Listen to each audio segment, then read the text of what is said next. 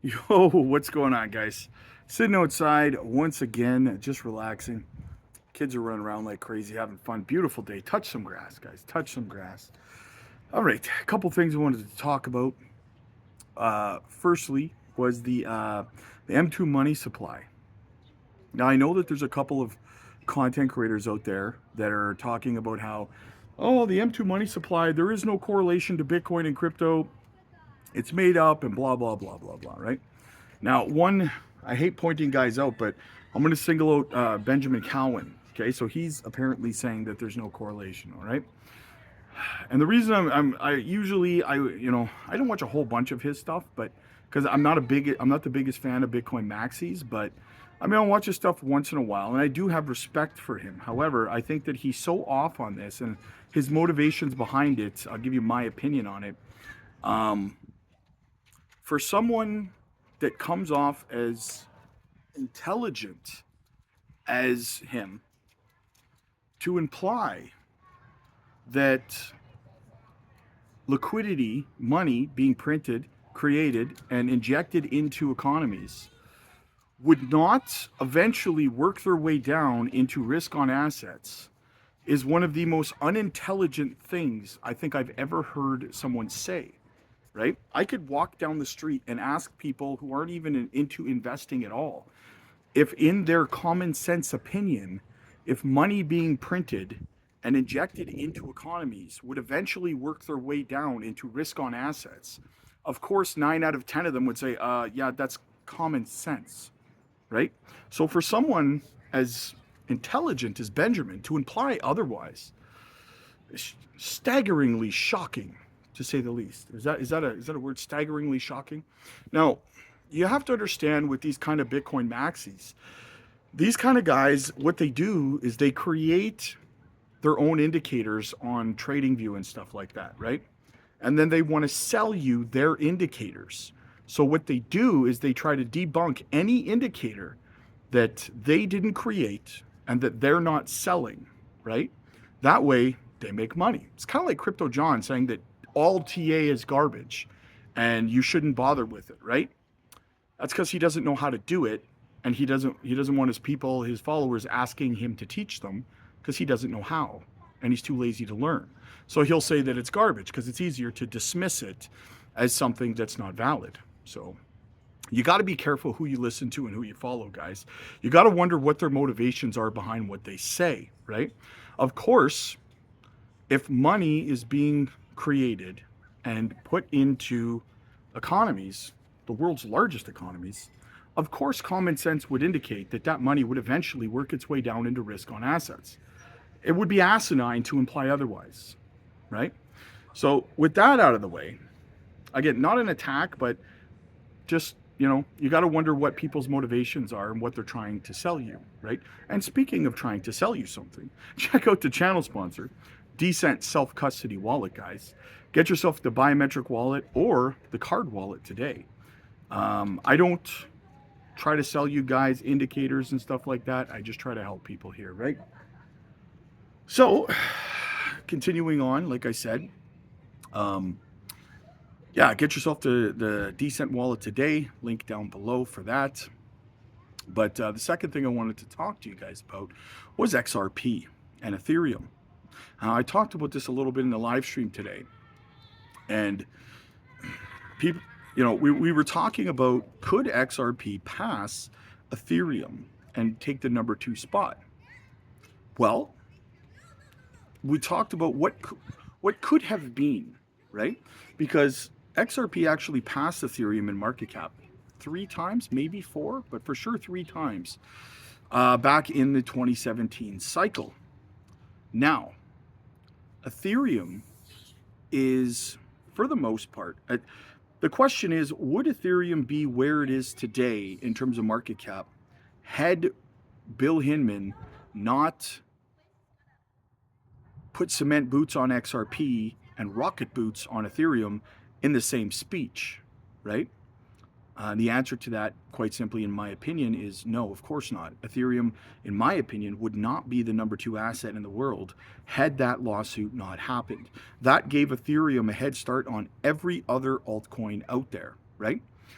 If we play hypothetical here, and if that speech never happened, I believe that projects, layer ones like XRP, Cardano, Solana, uh, maybe Algorand, HBAR, name your layer one, Caspa, whatever it is, right? I believe there would be a whole basket of layer ones that would be higher than Ethereum in market cap right now, given Ethereum's um, pretty much become a meme when it comes to uh, gas fees and how long it takes for transactions to go through, and the fact that transactions fail as often as they do. I remember in the 2021 cycle, uh, Shiba Inu launched a collection of Shiba Inu NFTs, right? And I sat back and I was just kind of monitoring the situation, and people were paying over $1,000 in gas fees on MetaMask to try to purchase one of these NFTs. Now, if you didn't give enough slippage and you didn't pay a high enough gas fee, which was over $1,000, your transaction would fail, because obviously they would go with the person willing to pay the highest gas fee, right, or slippage fee. So people were paying over $1,000 in gas fees on Ethereum for failed transactions, which means they did not get the NFT, but they still paid the $1,000 gas fee, right? That is why Ethereum has become a meme in the crypto space, right? It's a joke of a network. Security, yes. Everything else, garbage, right? Complete garbage. Yeah, haha, Solana's network goes down from time to time and stuff like that. And um, there's a lot of theories about whether Solana is actually decentralized. Um, because when they say, well, the Solana network's down, we will do everything we can to get it back up and running. Well, who's we? This is supposed to be a decentralized network, right? But that being said, guys, I don't think that Solana is any less decentralized than Ethereum, right? So, that being said, I mean, I think the disinterest in Ethereum is starting to show. Um, I saw a lot of comparisons on Ethereum to like Napster and MySpace, and like you had these original technologies that came out, but ended up being replaced by something better, right? MySpace was eventually replaced by Facebook, right? Um, Nokia, right? All of these companies that ended up going under because better companies came along and created a better version, so to speak, right? And Ethereum is in a position where they're facing a lot of this competition. They're facing, like I said, Solana, Cardano, XRP, so on and so forth. So yes, I do think that XRP would be higher in market cap than Ethereum had that not happened. I don't think Ethereum would be in the top 10, to be honest with you.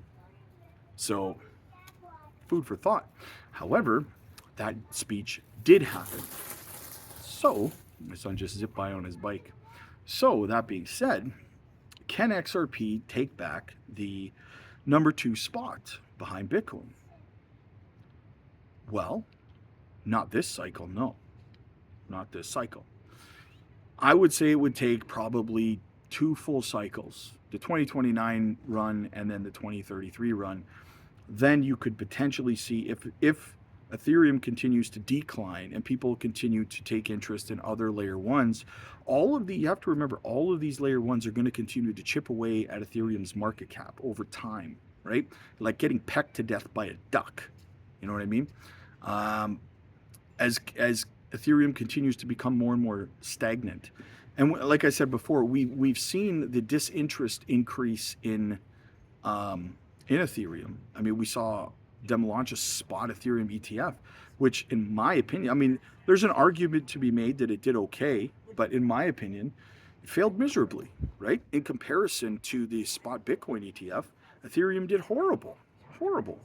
It didn't help that Grayscale was dumping their spot, their ETFs, their Ethereum, sorry, because that's what they do, right? They did the same thing with Bitcoin, but you can't even argue that because they did the same thing with Bitcoin.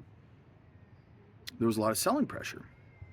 So can XRP pass Ethereum? I do believe that by 2033, again, if Ethereum remains stagnant and doesn't fix these gas fees and all this other stuff, all of these projects that launch on there, yes, I mean, they have the highest TVL. Ethereum has the highest TVL and has the highest everything, essentially, right? Dexes, everything. But all of these projects eventually are going to migrate over to other layer ones. And the market capitalization is going to continue to be chipped away at over the years. And eventually Ethereum is going to be brought back down to earth and be passed by a lot of these other layer ones. And you have to remember that every cycle, you're also going to see next generations of layer ones launching. The CASP was a perfect example in this cycle, right? So there's that as well. So that's kind of my thoughts on it. But anyway, guys, like I was saying before, we actually released 2 microcap gems over on the Patreon this week, and I'm launching another one. I'm releasing another one tonight, guys. You don't want to miss out, and you want to get in early on these plays, right? While there's still microcaps before the market takes off. I'm super jacked up and excited about it. We've been accumulating over on the Patreon like crazy. We got in early on CBEC, we got in early on XCN, we got in early on XPR, on Cookie, on Moonwell, like on so many projects, guys, that are doing absolutely phenomenal. Just this year, we've helped over 30 people hit 7-figure portfolios. Many others are close. And a lot of people are in the high 6 figures or mid 6 figures, depending on how much you initially started with, right, in your portfolio. So we've helped them, guys. We can help you to come on over, get in early on these projects, guys. You don't want to miss out on it, right?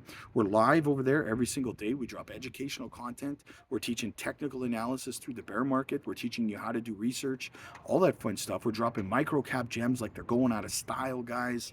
And on top of all of that, I'm not talking meme coins here. I'm talking utility tokens you can get into early and make massive returns, 50x's, 100x's, and more, right? And if you need a more personalized one-on-one assistance, you can book one-on-one coaching calls with me personally, absolutely free as a Patreon member. So come aboard, guys. Get your one-on-one coaching calls booked in. Let's get you pointed in the right direction. Let's get you into some of these micro-cap gems that are really going to make you realize a fantastic potential ROI in this cycle before it's too late, before the market completely goes nuts, which it's on the verge of doing. So click like if you liked this video, click subscribe if you really liked it. I'll see you guys later. God bless.